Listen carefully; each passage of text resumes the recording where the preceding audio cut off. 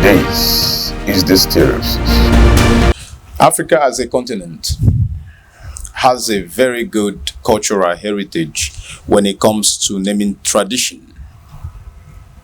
But unfortunately, just like every other spheres of our life, this naming tradition was altered by our contact with the colonial masters.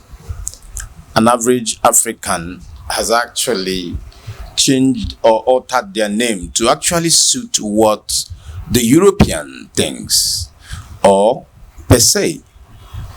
You see people bearing names like Austin Thomas just to sound like an average American, or you see somebody bearing Rita Johnson just to sound like a British, or even Woodwork, without even knowing the origin of such names.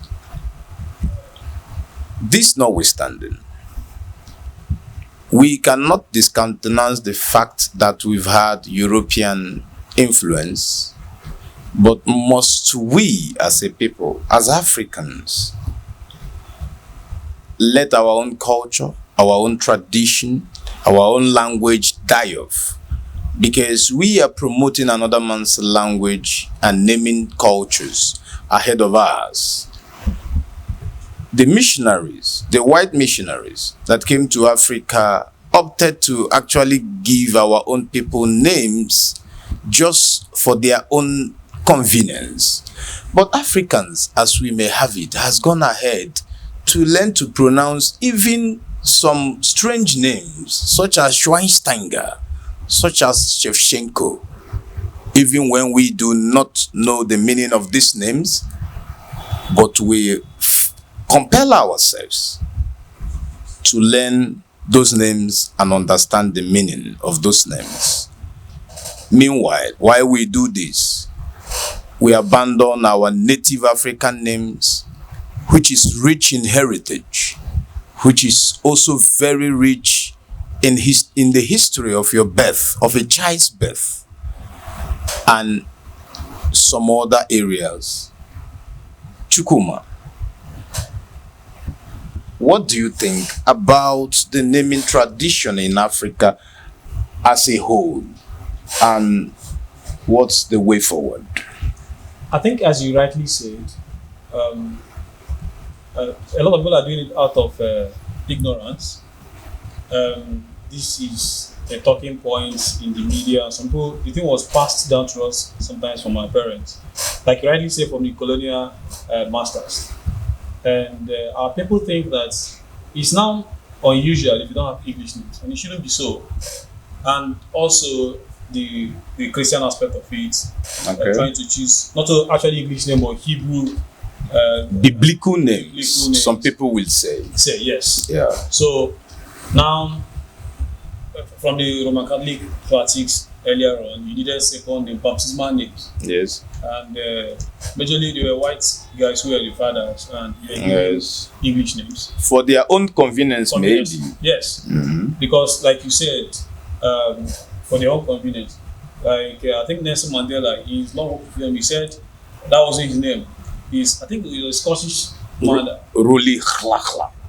I gave him Nelson. That was so convenient. He couldn't pronounce the other names. Ruli Khlakla. You can see me trying to pronounce that name. It's an African name. So it's not actually. I don't think nobody is to be blamed, basically. But now we can write those stories. The wrongs of the past. Our grandparents, they passed down those things as colonial. But now, imagine you have another name. When you tell somebody I don't have English name, you look at it like, what? Yeah, a primitive man. Some pastors go on to give you instantly. They can now, I can give you an instance, because this thing is a matter of psychology. Yes. It's a matter of how you're geared to function. Yeah.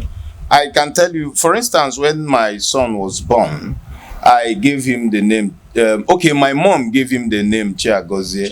I had prepared a name for my son. I wanted to give him that name Dikechi Mereze, for instance. Yes. Yeah, it's with a deep meaning, a deep Igbo meaning. Yeah. Now, my mom came where he at the hospital, and she said that this boy, Oh, Chia Gozie na Chuku Gozinya. Why?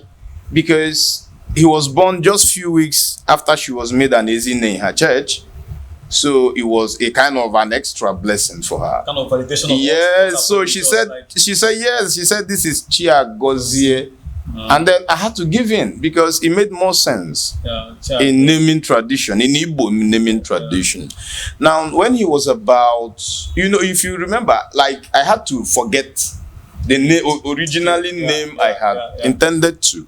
Now, when he was about to be baptized, I was asked, what name do I prefer?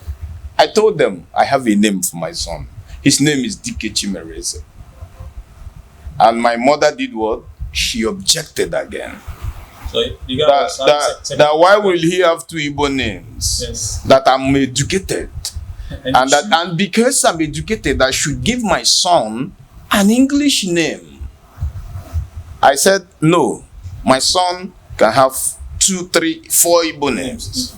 Yes, simultaneously. So after a series of debates with the priest in the church, I told him my son should take Dikechi Mereze as his baptismal name.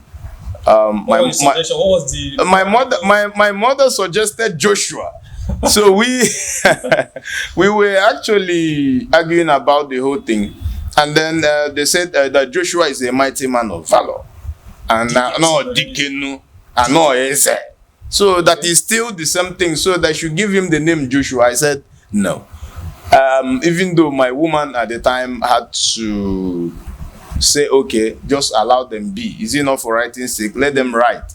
Then because she understood the tradition I wanted to follow. For me, I wanted my children, I personally, for instance, I personally was not given an English name. I took the English name Kelvin for myself. Yeah. In fact, I had to take 2 English names. Initially, I took John. And later on, I discovered I didn't like John. I took Kelvin. And finally, even now, I don't even like Kelvin. So I'm still altering it to put my traditional Igbo name. So finally, you drop the 2 of them. Yes, of course, I have to drop it. Even though some of them were already in my document, but what you do is you go do your change of name. I'm taking my full name, Mado Abuchi Enokorie. My native name is Ene Angene, which is very sweet sounding name. Angene Uje no Bishi Angene. It is a name of praise. Yes. Do you understand? Now, the way you hear me pronounce it, Enangene, Wojene, Obishi Wangene, it has, from that thing, it has traced down your historical origin downward. And that is the way the Igbo people give names. Yeah. Now, it's either I'm named after my father, like my son, Chia Gozie, he also bears the name Nnanna, because I believe personally that he is my father's reincarnate. Okay, that is by the ways. But you see, every name we bear as Igbo people must have, or as Africans, has a deep-rooted meaning. Yes. Like my mom, for instance, her father gave her the name Wolyoko. Okay. She is a daughter born in Oriede. She was born in yes, that is the name of a market day, the Ori market day. And she was named Warrior. My father was Okorie. To shock you, my father's name is Okorie Namani. He does not have, yes, my father's, like my son name now is my father's direct name. Just like I bear Mado Abuchi. Yeah. My father's direct name is Okorie. His son name is Nnamani. And you know the meaning of Nnamani? Yeah. The father who knows the land is the owner of the land in full. That is, he's the son of the soil. In Latin, I think they call it jus solis. No, like what you explain now points to something. Yes. Like these Igbo names, we are giving not actually Igbo name, but in African setting. Yeah. These names have serious meaning to the parents. Yes. It signifies like circumstance of the guy's birth, where he's born, the society where he's born, the parents, sometimes the aspiration of the parents at that particular time. So this is just like when you give your child Akwabata. Akwabata, yeah. Maybe you were the parents were impoverished. Yes, like And then in yes, of course. And then at the end of the day, a child was born. Yeah. And then came in the flow of wealth. What? Yes. Now the father in Igbo origin, we named that child Akwabata. Yes. What about Oledo? Oledo. Yes. Do you get the thing? Yes. What about Dike? Dike. Yes. When you have an ancestral lineage where you have is a lineage of warriors. Yeah. You look at my son and his Dikeness, you see what I mean when I named him Dike by the way. Yeah. Do you understand? So these things have much meaning. Just imagine again very Jennifer and just imagine Amarachi or Adora. When you pronounce that, it evokes. When there's a sentiment it invokes. Listen, now the major thing for me is a Jennifer. If you ask an average man on the street, what is the meaning of Jennifer? They don't know. But you cannot ask a tribesman, because what's the meaning of Amarachuku? Or even Akwabata, and then he will say he doesn't know. Obiagelinko. Yes. When a child is born during the period of surplus, maybe festive period, maybe in one area Noha, the New Yam Festival, or Naneliajo, or Christmas period, or in the modern world when in the modern world, or when he's doing well and he's flamboyant, Obiageli, or Oliako. That such name too still exists. So these ones have meaning, like these names, they are very significant to the parents, the person itself. Sometimes when the parents look for children for a very long time, yes, and then they finally have. What about a period where you see a father he's had misfortunes yes, over time? And then a child is also born. They give him a name, Ozemene. Ozemene, yes. Actually, or when there was even a time where, like the time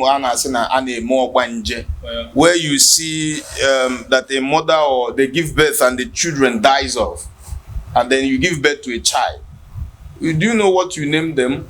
You give them maybe one funny sounding names. A boy. A boy. If you are rich in Igbo culture, like in the Nkano culture, they give them name like Nshi, Mpokoro. Do you know the meaning of Mpokoro? Wasteland, a dustbin. They give them such names with religious connotation. It's yes, that based on African traditional worship that was in vogue as at then.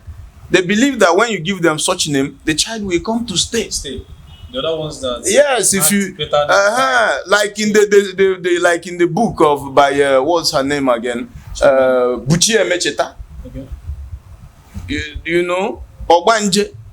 Okay, yeah. The character Ogbanje, she was given that name so that she will stay. She won't die off like the sibling. Now, that tells you the true spirit of Igbo naming culture. But then sometimes some names need to change.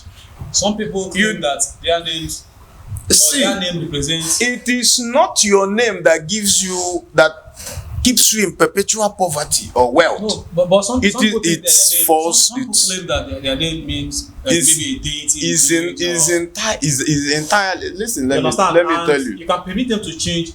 I know somebody who bears the name Mungu. Yeah, Mungu is a deity too. Yes. He's very prosperous. He's not poor. Now, if you call him by that name Mungu, he laughs, he smiles. What about people that bears the name of an animal too? Like mine, Ene means an antelope. My senior brother bears the name Ago. Ago is tiger. That's literally, connotatively. Yeah, what it does is trying to depict a character. Yes. That is not a literal. You don't give it a literal interpretation. You get the point. So what you're trying to say is that somebody saying my name is like Odo, Ngu, those are names of deities. Odo, yes, it's not bad. No, it's not bad. You see, it doesn't limit you. What limits you is what you have in your head, not your name. You know, most times people give biblical meanings to a lot of things. What was the other man that God changed his name from this to that, and then you just gallivant around it. Ọbụrụkwa afa na-enye ego, ọbụrụ afa na-enye mmadụ ọganiru. Onye ga-aga n'iru ga-aga n'iru, onye ama agaro n'iru amarokwa aga n'iru. Now let's get to, like, in some African dialects or some African ethnic group. Their names are, let me not say funny, but sometimes very long and very hard to pronounce. Yes. And you see, like, I don't want to call names, but like in South, some part of them, they want to take the English names because their names are hard to pronounce. How is it hard to pronounce? Is a tamuno very hard for me to pronounce? Or is it the tamuno belema that is hard for me to pronounce? Okay, if you even see the spelling of Shevchenko and Schweinsteiger, will you be able to pronounce it? Rakitic. Or Rakitic? You get the point. But we always, no, but it's true, but we always force ourselves to learn. Because or you look at you see Mandzukic, you see Song and all those Koreans and those Chinese. Yes. You learn, and Indians. This is why the Indians are far better than we are. Yeah, they try to maintain. Listen, this thing is not solely among the Christian Igbos or the Yorubas. Even amongst the Hausa people, they have this same trend of naming their children through the Quran. The Arabic. They are, yes, Arabic names and Arabic culture. You try to give them Muhammad. You try to give them all those, Bashir, you know, yes. But you have culturally inclined names that make more meaning. That makes more meaning than those. Now, okay, how do you now tell me? How do you now justify that one man named Saul, after killing people, they came and gave him a new name, and he became Paul, and then you come and give my son the name Paul? No, let's not go there first. No, I don't even want to go there because sometimes it doesn't make sense. Yeah, but what I prefer to give my child a name that I know the origin. Yes. Do you understand? It's just like when you want to make mention of, for me now, if you want to give me an identity,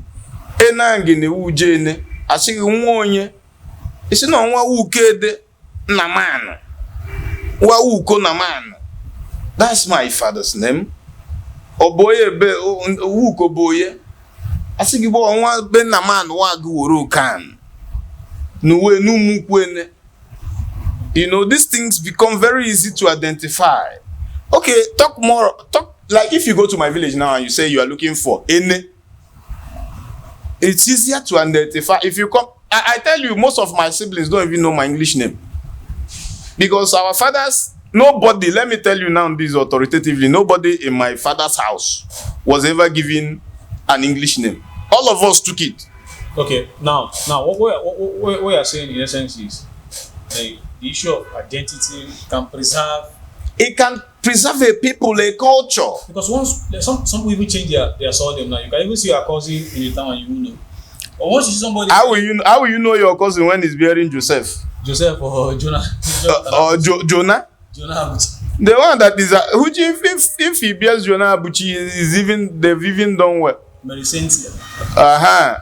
Or you see a lot of non-entities on Facebook. They remove their real names and they say it's Charles. These are people who just wants to feel among. These are people, they just want to belong. But this is without recourse to cultural identity. Now you look at Europeans. If there is anything they are more proud of, it's their name. Yes, they don't joke with it. But countries that are not even up to a state in Nigeria. I'm telling you, and they bear their own name. You are Arabic, you bear Arabic name. You even see where English name are permissible for me itself is a scenario where maybe there is cross-cultural marriage. Yes. Maybe I'm married to an Ijo or an Hausa woman. Then they can, if there is a cut in names, maybe a conjunction of two or three names. You can take one if you're married maybe to an outside. For me, I will permit one, and then give my son or my daughter double Igbo name to actually prove to you that this person is actually strongly from this place. Yes. And partly from the other place. So 2 here, 1 there. 2 here, 1 there. And that makes a lot of sense. You get the point. So, but the problem. This thing is very strong in Africa, because if you watch, the British Prime Minister is an Indian. Yes. Yes. Rishi Sunak. He maintains his name. An Indian name, pure Indian name. The Google CEO is an Indian also. Is it Pincher or somebody? Even the CEO of Microsoft, Satya Nadella, and they maintain all those names. Who is Kim Jong-un? Kim Jong-un. Kim Jong-un. No matter how you pronounce it, are you not pronouncing it? Yeah.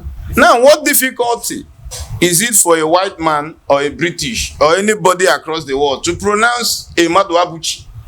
They always pretend not to know it so that you can change to something more convenient for them. Yes. Okay, just imagine me going abroad now and I'm telling a white person, my name is Madu Abuchi Enokore, and then you call me Ene. I will tell you no, that Ene is the other last name, that the main name is Madu Abuchi. No, but you should learn to pronounce it. They will, because these guys. When you propel them to, they will, and they will learn. One thing people don't know is that when you propel them to learn those things, they will respect you. Yes. They can pronounce Senko, Mazuki. There is no name these people can pronounce. Yes. And it's not even about maybe acceptance or people to accept us in the outside world. It's about self-fulfillment. Yes. You have to be proud of what you have as an African man. Your name, your culture, your language, your food. You see, the naming. Now, let me tell you, if you propagate any other thing outside this, I will tell you you are suffering from a psychological state that let me just call it this dissonance. What was it? Cognitive dissonance. It is a state where there is a discrepancy between your behavior and your attitude. The reality of your attitude. Yes. No, because like something you said now reminded me something. If you study the pre-colonial and the slave trade time, their most potent tool was language and the naming. Yeah. They decided to separate two people. Once you move from here to Europe, if you're from Enugu State or you're from Igbo, they make sure that you don't have any other tribe. Yeah. So you'll be able to speak the language code. And then be changed from Abuchi to Butla. No, like if you look at the man of Olaudo Ekwano, who actually was, I think, the first slave to have actually returned down to Africa, down to Igbo, and then wrote some part of the Igbo language. Now his name was changed. Yes. He never knew his name, and if you bring him back today, you know he will never bear that. Ekwano what? Because in the history he said in that his book, he said that they asked him where he was from. He could only remember Ikwano. Okay. Do you get the point? Yeah. So they named him Orlando Ikwano. Orlando Ikwano. Ikwano. Yeah. You know. And these people understand that these things are deeper than what it is, and they try to. Yeah. We must also understand that they are deep. We must also understand our people, our children, meaning. And pride. A sense of pride. You see, these Israeli guys, they're up to 7 billion. They hear their name. Now, the problem is our people. Like our parents. Imperialism did a lot of harm to us. Yeah. Do you understand? Yeah. Because some of our earlier fathers wanted to suit in, wanted to gain favors from the white people. They took the white name, they tried to learn the language, they tried to pick the white man's religion, and then even food. Everything. And a lot of things. Even after independence, we wanted to be more white than the white. You get the point? Yeah. So now it's a time has come where we must shed off a lot of colonial heritage. Not that we must throw them out entirely. Those ones that are not beneficial to this. Yes. And when we have a better system, what I always tell people is that we must learn to promote our own local language, dialect, and naming. Go back as Africans, go back to your naming tradition. You are not wiser than your father. You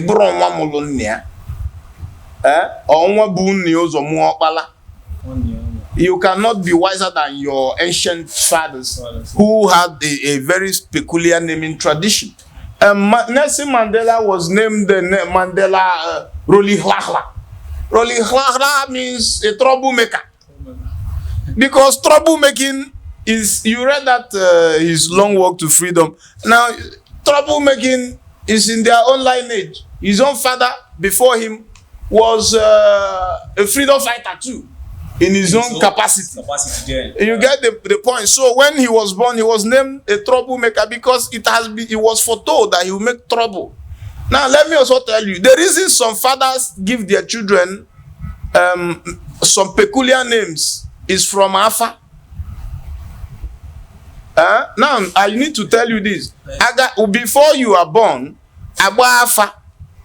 Then they will try to know what they do now, prophets. Yeah, even in churches they try to do it, and then they give you biblical names, which is wrong. Now the major thing is, are you saying biblical names are wrong? I'm not saying that biblical names are wrong, but these are the names of white people, which you do not even know who their great grandfathers are. Is there any time or any circumstance you can permit a Hebrew name or a biblical? Why would am I married to a Hebrew woman?